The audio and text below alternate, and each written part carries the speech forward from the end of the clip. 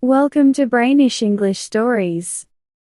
Ever since the beginning, the girl's family member disagree her relationship with the boy, saying that because of family background, if she insists of being together with the boy, she'll suffer for her whole lifetime.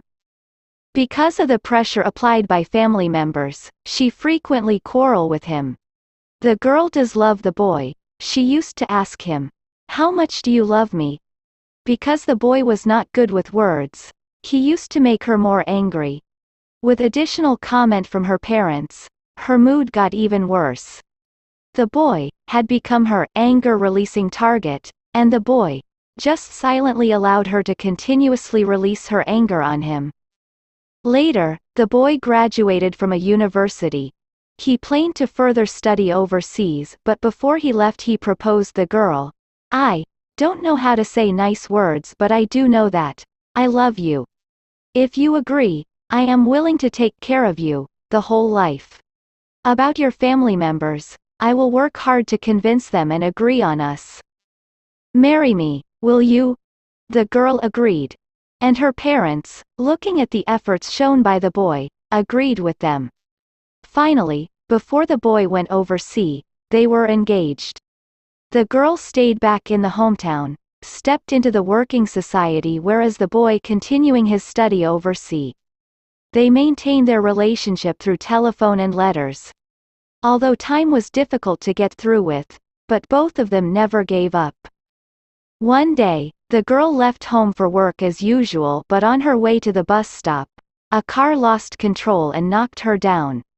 As she awoke from unconsciousness, she saw her parents and realized how seriously she got hurt and how fortunate of her not to get killed. Looking at her parents, with their face got all wet by their tears, she tried to comfort them. But then, she found out that she can't even spell out a word. She tried her best to make some voice, but all she managed was to breath without any voice. She was mute. According to the doctor, the injury affected her brain, and that caused her to be mute for the rest of her life. Listening to her parents, but can't even reply with a single word, the girl collapsed. Many days passed away. She cried silently at her misfortune. Later, the girl was discharged from the hospital. Returning back to her home, everything was still like before. But when the phone rang, everything turned into the worst nightmare of hers. Ring after ring, continuously stimulating her pain, but she can't tell the boy. She didn't want to be a burden to him, and wrote him a letter telling him that she no longer want to wait, and the relationship between them ended, and even returned him the engagement ring. Receiving the letters and telephone from the boy, all she can do was to allow tears falling from her eyes. Her father decided to move, after seeing the pain she was suffering. Hoping that she could forget everything and be happier into a new environment, the girl started to learn, slowly picking up sign language and start over again. Also telling herself to forget the boy. One day, her best friend told her that the boy was back. He was searching all around for her.